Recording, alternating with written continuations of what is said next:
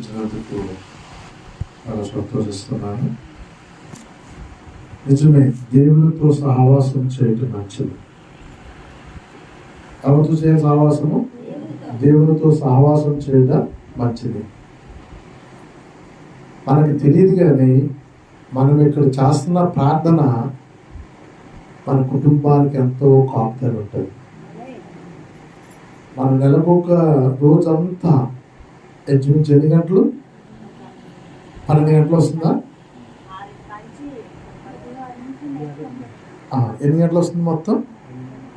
ఇంచుమించు 14 గంటల వరకు, నెలలో 14 గంటలు ఆగకుండా కంటిన్యూగా ఒకరు చేస్తుండగా మరలా మరొకరు వచ్చి మోకరించి స్తుతియాగం చెల్లిస్తున్నామంటే అప్పుడు చేసి వెళ్ళిపోతున్నాం. కానీ ఆ ప్రార్థన మన కుటుంబాలకి ఒక ఐరన్ డ్రోన్లా కాస్తుంది. అలాగే చెప్పండి, అంత కాపుదల ఉంది ఆ ప్రార్థనలో. సాక్ష్యాలు చెప్పిన వారి కొరకు ప్రార్థిస్తాము. అలాగే మన సంఘంలో నాకుండే నమ్మకం ఏంటంటే ఎవరు సాక్ష్యం చెప్పారో ఆ సాక్ష్యం కొరకు ప్రతి ఒక్కరూ వారి దగ్గర ప్రార్థన చేస్తారు. నాకు తెలుసు, తక్కువ చేసేవాళ్ళు తక్కువ, ఎక్కువ చేసేవాళ్ళు ఎక్కువ, ప్రతి ఒక్కరూ మాత్రము వారి కష్టం గురించి ఎవరైతే సంఘంతో చెప్పుకుంటారో వారు ప్రార్థిస్తారు మన సంఘంలో. నాకు బాగా తెలుసు. అందుకని మన సంఘంలో ఖచ్చితంగా కార్యం జరుగుతుంది. ఆలస్యమైన సరిగ్గా ఘనమైనది నివేదిస్తారు. దేవుని స్తోత్రం. ప్రతి ఒక్కరూ కూడా దాని యందు విశ్వసించండి, విశ్వాసం ఉంచండి. కుమార్తె చెప్పినట్లుగా రేపు 6 గంటల నుండి 9:10 వరకు, రాత్రి 9:10 వరకు ప్రార్థన, దేవునితో సహవాసం చాలా మంచిది. ఈరోజు దేవునితో నడిచిన వారి గురించి కూడా చూద్దాం. తను ఏం చెప్తుందో నాకు తెలియదు, చదవపరుచుకుంది. కానీ నేను కూడా చెప్పకపోతే ఎవరు అడగకపోయినా ఇంటికి వెళ్ళాక శాంతం గారు అడుగుతారు, మీరు వాక్యం చెప్పలేదు ఏంటండి, మీరు వాక్యం చెప్పలేదు ఏంటండి అని మాత్రం అడిగే వ్యక్తి మాత్రం నాకు భయము. ఎందుకని మీకు తెలుసో తెలియదో కానీ నతానేలు గారు ఉన్నంత కాలము నేను సువార్త మానలేదు. తెలుసా మీకు ఆ విషయాలు జ్ఞాపకం ఉందా? ఏ ఒక్క వారం నేను తాడిపిత్త రాకపోతే ఆ వారం ఆదివారం అతను అడిగేవాడు, ఏంటంటే మీరు వస్తారని ఎదురు చూస్తూ కూర్చున్నాను, సావుకారు దగ్గరికి వెళ్ళకుండా ఇంటి దగ్గరే కూర్చున్నాను, మీరు వస్తారని. అప్పుడు మనకి ఫోన్లు సౌకర్యం తక్కువ. మీరు రాకపోతే మా బాధ రావద్దు చెప్పుకోండి, మీరు రాకపోతే ఎలాగండి అని కూడా ఆయన గురించి భయపడి వచ్చేవాడి అంటే ఖచ్చితంగా. అలాగేంటంటే శాంతం గారి గురించి నేను 2 మాటలు మీకు చూపించి నేను ముగిస్తాను. దీని మనకి యొక్క పరిశుద్ధ కార్యక్రమం ఉంది కాబట్టి కుమార్తె చెప్పిన మాటలు, దేవునితో సహవాసం ఉండుట మంచిది. ఎవరితో సహవాసం పెట్టుకోవాలి? మనుషులతో సహవాసం పెట్టుకుంటే ఏముంది? ఒక్కో వ్యక్తితో మనిషితో సహవాసం పెట్టుకోండి. ఒక 6 రోజులు చేయండి ఎవరితో సహవాసము. 7వ రోజు, 8వ రోజు, 9వ, 10వ రోజు రాబోతుకి గొడవ వచ్చేది ఎవరితో మళ్ళీ. నువ్వు నమ్మేసి నీ బ్రతుకులో ఉన్న విషయాలు, నీ కుటుంబంలో ఉన్న విషయాలు అన్నీ చెప్పేస్తావు ఆవిడతో. ఆవిడేళ్ళు పక్క ఆవిడతో చెప్పేస్తుంది. ఇంకా మళ్ళీ రోజు నేను అడుగుతుంది ఇలాగంట కదా అని. ఏదో నా కుటుంబ బాధలు అన్నీ నా దేవుడు కూడా ఆవిడతో చెప్పిందా? గొడవ. అదే నువ్వు ప్రభుతో చెప్పుకో, దేవుడితో సహవాసం చేసి. ప్రభువు కూడా చెప్తారా? అదే చెప్పింది కుమార్తె. నువ్వు ప్రభుతో సహవాసం చెయ్యి, నీ పని చేసుకో, నీకున్న పనులన్నీ చక్కబెట్టుకో. తాళం మన దగ్గర ఉంది, నీ చేతిలో ఉంది, వచ్చి ప్రభుతో చెప్పుకో. హల్లెలూయా. దేవుడితో సహవాసం గురించి చక్కగా చెప్పిందమ్మా. దేవుడితో సహవాసం చేసేవారు నూతన బలం పొందుతారు. నేను ఒక అన్యుడు షాప్ దగ్గరికి వచ్చి మంచి సాక్ష్యం చెప్పాడు. ఎవరో తెలుసా? నేను టీవీలో చూస్తున్నానండి, ఒక పాస్టర్ గారు వచ్చి ఇప్పటి నుంచో నడవలేని ఇలా పట్టుకుని నడిపించేస్తున్నారు. అది మాత్రం నాకు అంతగా నమ్మడానికి అంగీకరించలేదు. కానీ చర్చికి వచ్చేవాళ్ళు మాత్రం బాగుపడడం నేను చూశాను. ఇలాగే చిన్న దెబ్బ తగిలితే అది మారడానికి 2 వారాలు పడుతుంది కదా.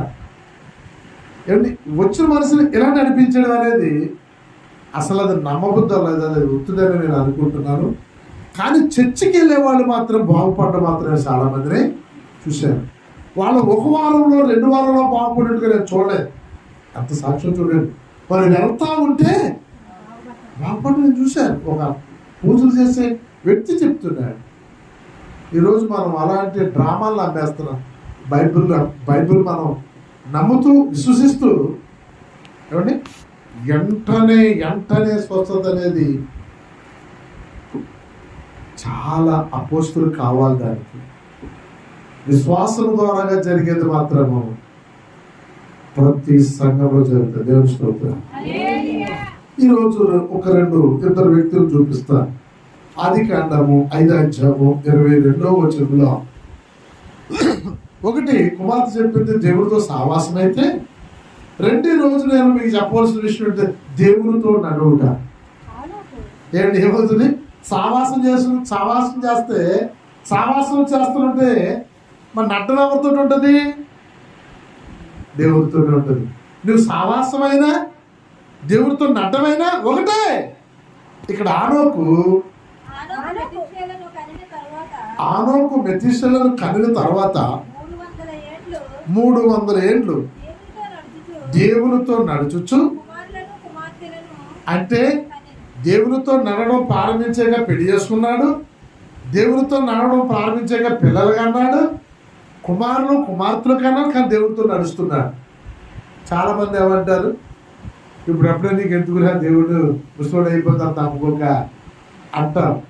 మన హిందువులు అయితే ముసలోడు అయిపోయిన తర్వాత నీకు ఇక్కడ ఏ పని, నువ్వు వెళ్ళి రాంకోల్లో కూర్చోక అంటారు. ఆ రాంకోల్లోకి వెళ్ళడానికి ఎక్కడ ఒప్పుకుంటుంది? ఒకవేళ వెళ్తే మాత్రం కూర్చోడానికి నేను 3 వారాలుగా గమనిస్తున్నాను. అన్నీ కింద కూర్చొని చాలా ఇబ్బంది పడుతున్నాను. కింద కూర్చొని పోతున్నాడు. వయసు మీద పడని నేనంతే. అడుగు పెట్టగానే కూర్చోడు రెడీ చేయడం వల్ల వాడికి.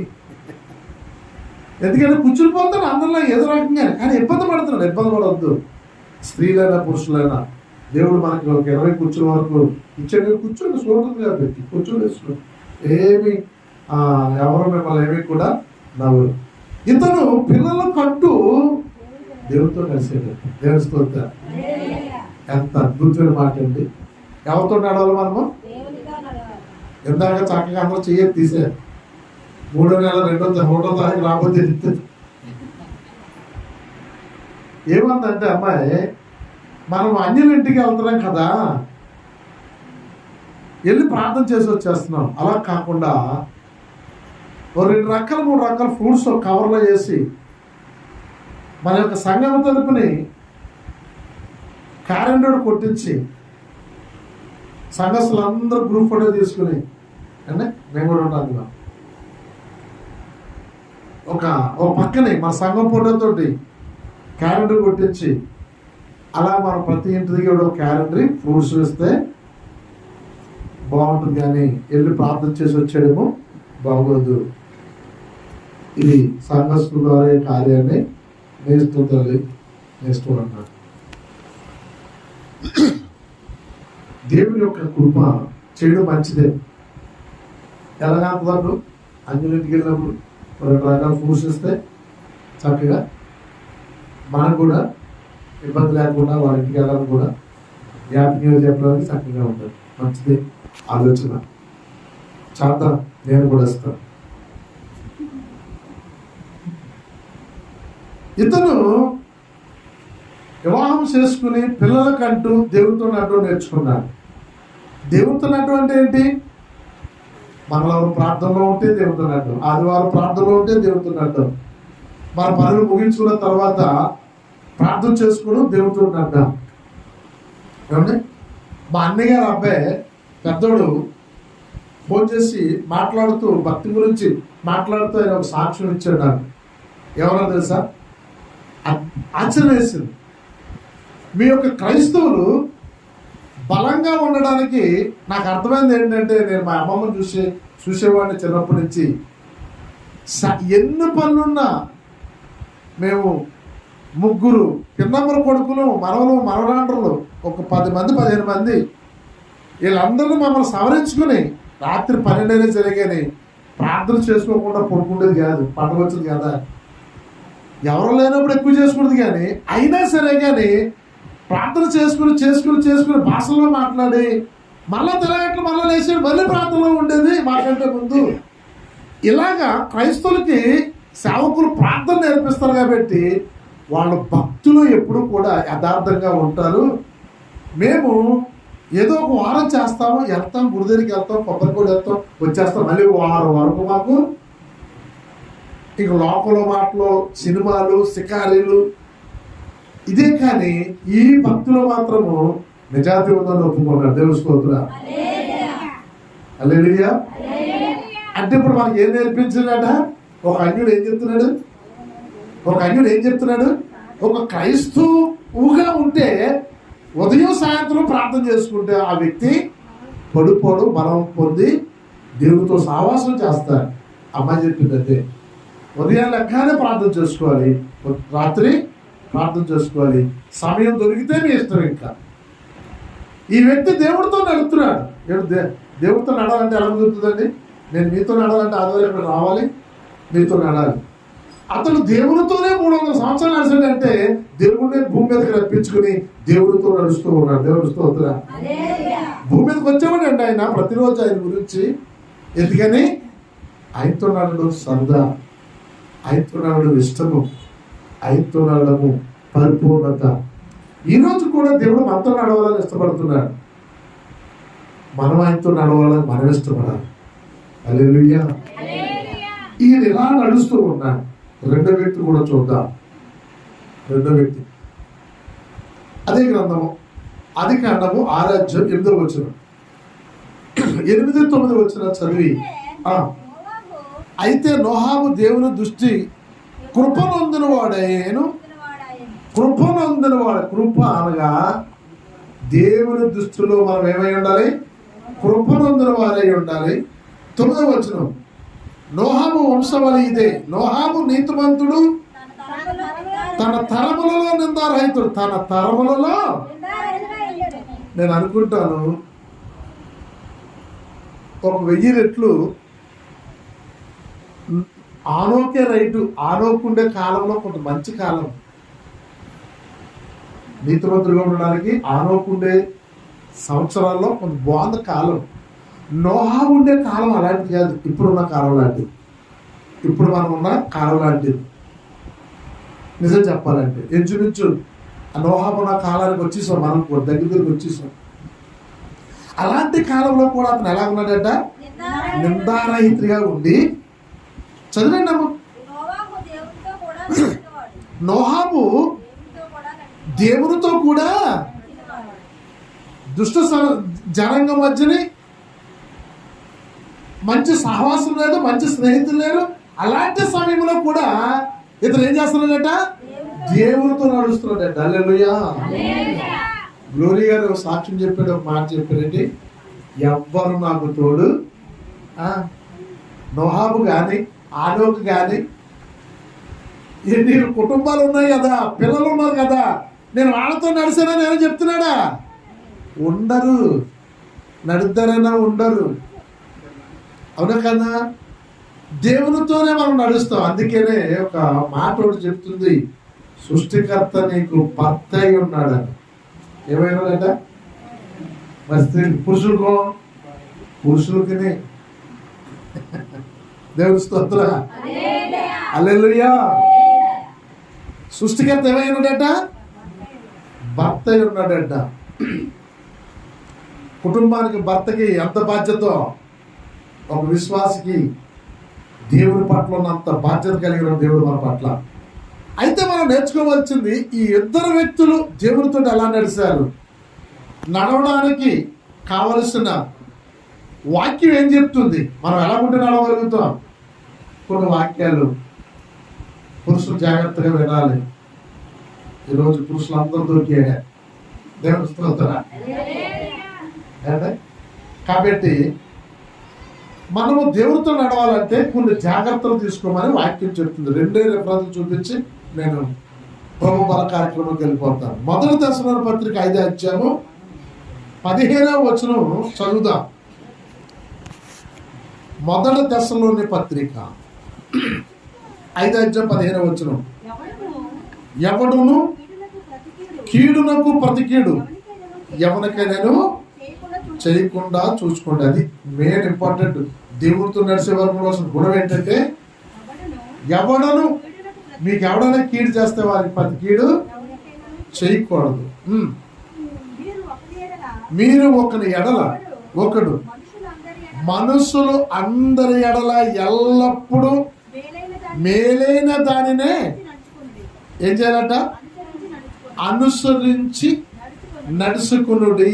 ఏమైనది చూసుకుని నడుచుకోవాలట? మేలైనదే. మేలు చేయడమే మన పని. ఎల్లప్పుడూ సంతోషముగా నేను చెప్తున్నాను అన్నయ్య గారు. హల్లెలూయా.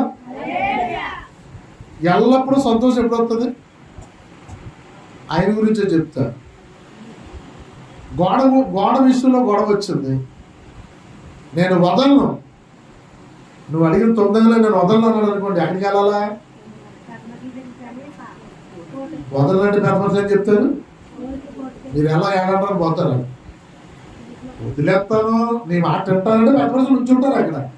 అబ్బే నేను వదలను అనుకోండి, ఏం చేయాలి? అప్పుడు కోర్టుకి వెళ్ళాలి, వాయిదాలకు వెళ్ళాలి, లాయర్ పెట్టుకోవాలి. ఏమండి? వాళ్ళు వచ్చి ఏం చేస్తారు? 2 స్థలాలకి సీల్ చేస్తారు. మీరిద్దరు కూడా ఆ తలలోకి మీరు వెళ్ళకూడదు. ఇప్పుడు ఏమవుతుంది? ఏముంటుంది? మనశ్శాంతి ఉండదు. మనశ్శాంతి ఉండదు. అదే వదిలేసాడు కాబట్టి ఇప్పుడు ఏమైపోయిందండి? ఆయన పని ఆయన చేసుకుంటారు సాక్షిగా. ఆ స్థలంలో ఆయన గోడ కట్టుకుంటున్నాడు, ఇల్లు కట్టుకోవచ్చు, ఏమైతే చేసుకోవచ్చు. ఎక్కడ చెప్పింది అది మళ్ళీ సంతోషం మీకు అర్థమవుతుంది. సంతోషం. ఇప్పుడు సంతోషం ఉందా లేదని చెప్పండి. నేను వెళ్ళాను, తమ్ముడు ఇక్కడికి అడిగారు, వదిలేసాను, ఇది గోడ కట్టేశారు, ప్రజలు తెత్తులు వేసిపోయింది. గొడవ ఉందాక కుదరదు అన్నారు. ఆ 9 వదిలేస్తాం. ఇదిగో మన అధికారి గోడ. సంతోషంగా చెప్తున్నారు. ఎందుకు లేదంటే లేదు ఇక్కడ చిన్న గది కడతాను, ఎప్పుడైనా మనశ్శాంతి లేకపోతే ఇక్కడ కొంచెం ప్రార్థన చేసుకుంటాను అంటే గెస్ట్ హౌస్ అనమాట. మొక్కలు వేసుకుంటాను ప్రశాంతంగా. ఇక్కడ నీళ్లు నెయ్యి ఉంది, ఆ మొక్కలతో కాసేపు ఏముంది? ఎల్లప్పుడూ సంతోషం. అంతే కదా? ఇంటి దగ్గర ఉంటే ఏం కనపడుతుంది? పని కనపడుతుంది. అదే కొంచెం బయటకు వస్తే ప్రశాంతంగా సంతోషంగా ఎల్లప్పుడూ సంతోషం ఉంది. నువ్వే సృష్టించుకోవాలి. సంతోషమైన ఆనందమైన సృష్టించుకోవాలంటే వాక్యం నీలో ఉండాలి. వివాదాలతో గొడవలతో పడితే సంతోషం ఎక్కడ ఉంటుంది? ఒకసారి చెప్పాను మీకు. ఏం కథ? నక్కగా చెప్పాను. 10 పైసలు అప్పు తెచ్చుకుందట. ఎవరి దగ్గర? భూమి దగ్గర. భూమి దగ్గర అప్పు తెచ్చుకుంటుంది. ఎక్కడికి పరిగెడుతుంది, ఎక్కడికి వెళ్తుంది, ఏ ఊరు వెళ్ళినా భూమి ఉంటుంది. అది అడిగేది నా 10 పైసలు అవ్వాలి. అబ్బే తాడిపెత్తులు అడుగుతున్నారు. గొడవలు వచ్చింది, గుడికెళ్ళి కవ్వుపోయిలే. గొడవలు పరిగెడుతుంది. అక్కడ నుంచి ఉంటే నా 10 పైసలు అవ్వాలి. ఇలా కాదు, కాకినాడ మారిపోయింది. టౌన్ కదా, అక్కడ బిల్డింగ్లు ఉంటాయి, ఎక్కడ దిక్కు దొంగ వచ్చారు. కాకినాడ వెళ్ళి నుంచోపోతికి నా 10 పైసలు అవ్వ అంటారు పూర్తి. మనశ్శాంతి అనేది పరిగెడితే రాదు, తీర్మానం చేసుకోవడం పెట్టవుతుంది. విడిచిపెట్టే అంతే. దేవుడు 7 వంతులు నీకు చెప్తాడు. అవే 7 వంతులు నీకు ఎత్తాడు. ఆ శుక్రవారం అదే చెప్పాను, పెడతాం వాక్యం అదే చెప్పాను. విడిచిపెట్టి 7 వంతులు వేరే ద్వారా దేవుడు మనకు చెప్తాడు. నువ్వు ఎల్లప్పుడూ ఎలా ఉండాలి? సంతోషంగా ఉండాలి. దేవుడు పెట్టాం. అన్నీ ఎక్కడ ఉండిపోయాయండి, అన్నీ ఎక్కడ ఉండిపోయాయి. నా చిన్నప్పుడు నేను అక్షరంలో ఉండేవాడిని. ఒక ఆవిడ ఏం చేసి తెలుసా? ఆ ఇంట్లో ఎప్పుడు గొడవలే, మట్టికీట్లు వెళ్ళారన్నమాట. ఈవిడ వెళ్ళిన నీళ్ళు దాని మీద పోసేది. సంతకాలు నూనడానికి ఒక సేపటి నీళ్లు ముందు ఆ గోడమే పోసి అప్పుడు సంతకాలు కడుక్కుంటుంది. నూనె తీసుకున్నాక మసాలా తీసుకుని సంతకాల కూడా వచ్చిన నీళ్లు మళ్ళీ గోడలో పోసేది. నానిపోయి 10 సంవత్సరాలుగా గోడ అడుగు పడిపోయింది. వాస్తవం నేనే సాక్షి.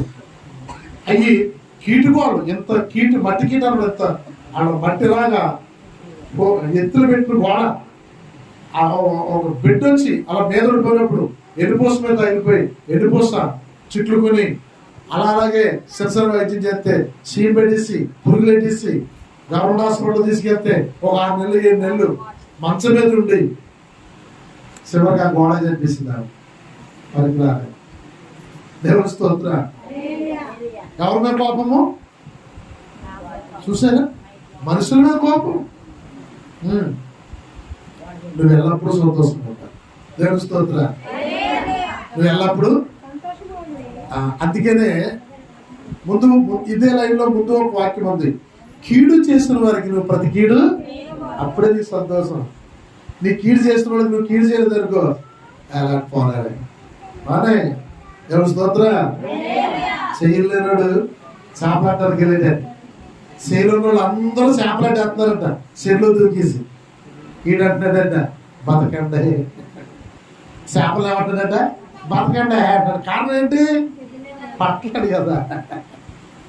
మనం అలా ఉండాలి అంతే, చేతులు లేనిలాగా ఉండాలి. తొండరా బతకండి అన్నాడు. అప్పుడే నువ్వు ఎల్లప్పుడూ సంతోషంగా ఉంటావు. 10 దాంట్లో బురద ఊరిపిస్తావు అనుకో, నీకు మనసానికి ఉండదు. ఇంకా అదే గ్యాప్ వచ్చేస్తుంది, అదే గ్యాప్ వచ్చేసి నిద్ర వెళ్ళిపోయి పొద్దున కోళ్ళెత్త అయిపోతాయి, బిపి పెరిగిపోతుంది, దానివల్ల షుగర్ ఎక్కువైపోతుంది, మరణానికి దగ్గర అయిపోతుంది. దేవుడి స్తోత్రం. హల్లెలూయా, హల్లెలూయా. అందుకని నువ్వు ఎల్లప్పుడూ సంతోషం ఉండాలని ప్రభు చెప్తున్నాడు. నీ కీడు చేసిన నువ్వు మేల్చి, కీడు చేసిన వల్ల కీడు చేయాలని ఆలోచన ఎప్పుడు నీ ఆలోచనలోకి రాకు. దేవుడు నీ అచ్చులోచనలు హెచ్చిస్తాడు. అని మనం ఎలా జీవిస్తే దేవుడితో నడుతున్నాము అనే విషయం. ఇలాంటి క్రియలు మనం చేస్తుంటే మనం దేవుడితో నడుతున్నాం. నిజంగా దేవుడితో నడుచున్న వారే అలా పని చేయగలుగుతారు అంతే తప్ప దేవుడు వచ్చేసి మన భోజమే చేసి నడిపించు కాదు. దేవుడు స్వామి ఎప్పుడు నీతో ఉంటారు. నమ్మిన వారు దేవుని స్తోత్ర. దేవుని యొక్క సాయులు మనతో ఎప్పుడు మనతో ప్రయాణం చేస్తూ నడుపుతాడు. అడుగులు అడుగు వేసి నడుస్తూ ఉంటాడు. నీ ఆలోచన మంచిదై, నీ క్రియలు మంచిదై, నీ బుద్ధి మంచిదై, నువ్వు ఎవరికి అహంకారం చేయకుండా, నువ్వు ఎవరికి ఆశించకుండా, ఏ గొడవలోని కూడా వదిలించుకుంటూ మనశ్శాంతి కలిగి ఎల్లప్పుడూ సంతోషంగా ఉన్నవారే దేవుడితో నడుస్తున్నావు. దేవుడి స్తోత్ర. ఎందుకని ఎంత ఉన్నా ఈ భూమి మీద మనం వదిలించుకోవాల్సిందే కదా. ఏం సంపాదించినా వదిలించుకోవాల్సిందే కదా. ఉన్నంతలో మనం సంతోషంగా ఉండాలి అంతే కదా. అతను రెండో రేపు చూసి నేను ముగిస్తాను.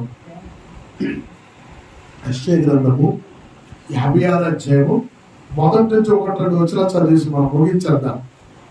56వ అధ్యాయము 1 నుంచి యెహోవా ఇలా సెలవిచ్చుచున్నాడు, నా రక్షణ వచ్చుటకు సిద్ధముగా ఉన్నది, నా నీతి ఎల్లడవుటకు. మన నీతి ఎల్లడవడానికి సిద్ధంగా ఉంది. ఎల్లడి చేసుకోవాలి. ఏం ఎల్లడి చేసుకోవాలా? మన నీతి ఎల్లడవడానికి సిద్ధంగా ఉంది. ఎలా సిద్ధంగా ఉంది? మన రక్షణ పొందుకున్నాం. ఇప్పుడు నీతిమంతులు అయింది.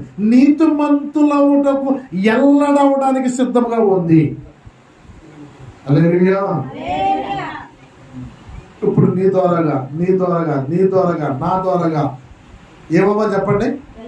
నీతి ఎల్లడి అవ్వాలి. సిద్ధంగా ఉంది. ఎల్లడి చేయాలి. మనం మొక్కలకి మందు తెచ్చి పెడితే పురుగులు చేస్తాయా? ఏమన్నా పొట్టాలన్నీ కుట్టేస్తానంటే అన్న. ఆ మొక్కలకి ఏం చేయాలి? నువ్వు మంచిగా చేయాలని చెప్పు. పురుగులు మందు కొడితే ఆ మొగ్గు ఓడిపోయి పురుగు సత్తది. అప్పుడు ఆ మందు లోపలికి వెళ్ళి ఆ చెట్టు బాగా వికసిస్తుంది, ఎల్లడవుతుంది, ఆరోగ్యం ఉన్న చెట్టు మనకు తెలుస్తుంది. మన నీతి క్రియలు మనం పాటించడం వలన వీళ్ళ ప్రభు బిడ్డలు వీళ్ళ క్రియలు ఎల్లడవ. దేవుని స్తోత్రం. హల్లెలూయా. అంతేగాని వాడికి కాకేసిన వినపడదండి. ఏమంటే రామరాజు గారు, వాడికి వినపడదండి. వాడికి వినపడదండి బాబు కాకేసిన. ఎందుకు వినపడదు? నీతిని ఎల్లడి చేయలేకపోతున్న పాపం వ్యక్తి. ఇంకా చదువుతాం.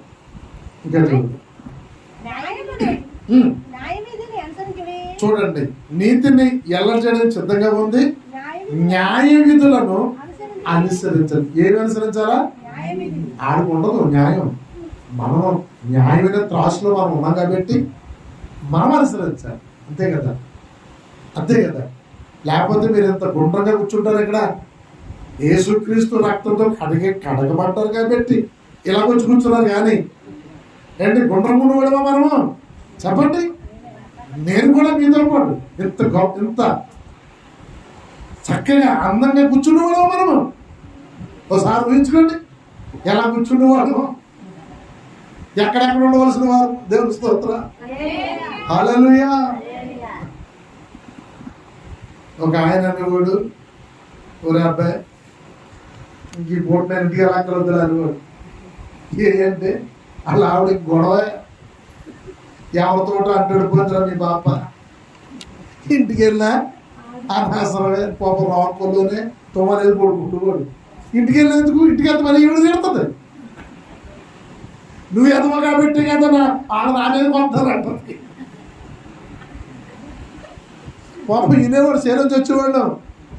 వస్తాను అనేవాడు. అదే మీ బాప ఎవరితో అంటుకుందరా బాబు, ఇంక నేను ఇక్కడ ఆగిపోతాను. ఎల్లవల్ల ప్రయోజనం లేదు, శివుడు తప్ప. చూడండి, అదే మాట చెప్తున్నాడు. న్యాయ విధులు మనం అనుసరించాలి, వాళ్ళు అనుసరించాలి.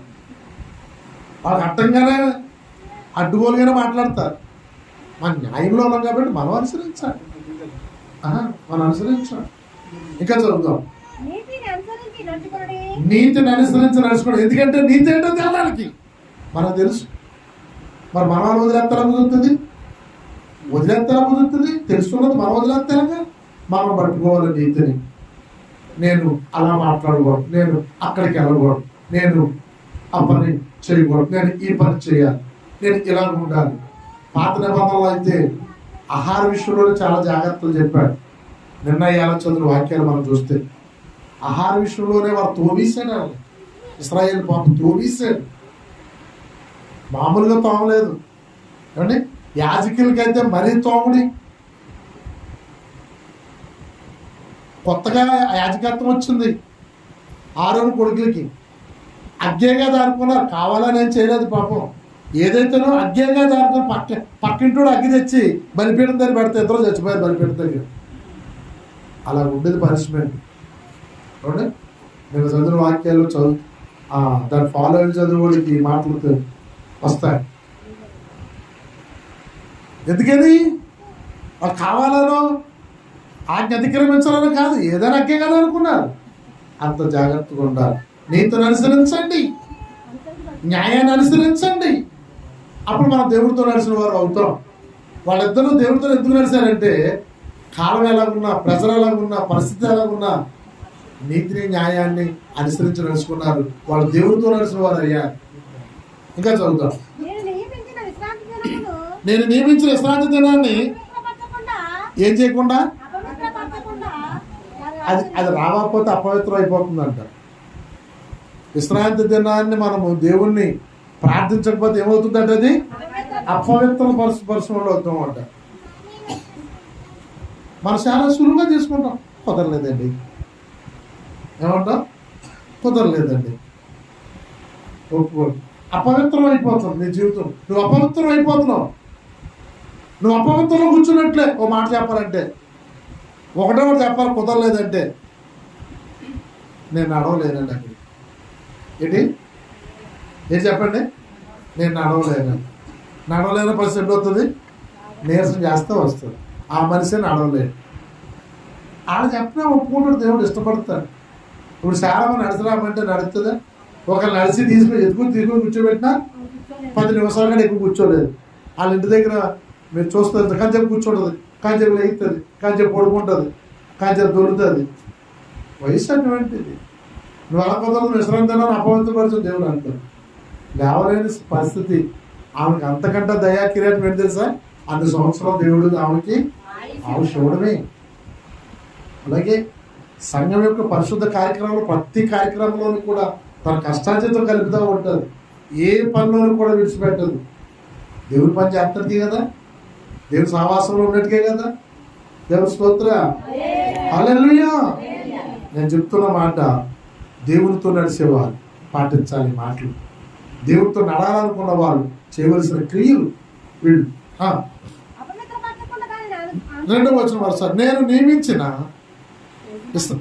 2వ వచనం, నేను నియమించిన విశ్రాంతి దినమును అపవిత్రపరచకుండా దాన్ని అనుసరించు, ఏ కీడు చేయకుండా దాని చేతులు బిగబెట్టుకున్నవాడు ధన్యుడు. ఆ ప్రకారం చేసి దాని రూఢిగా గైకున్నవాడు ధన్యుడు. చాలా ధన్యుడు అనగా భాగ్యవంతుడు. దేవుడి కొద్ది మాట దీవించును గాక. హల్లెలూయా. ఏం చేయాలంటండి? చేతులు బిగబెట్టుకోవాలి. మన చేతులు పరిగెడుతున్నాయి అనుకోండి,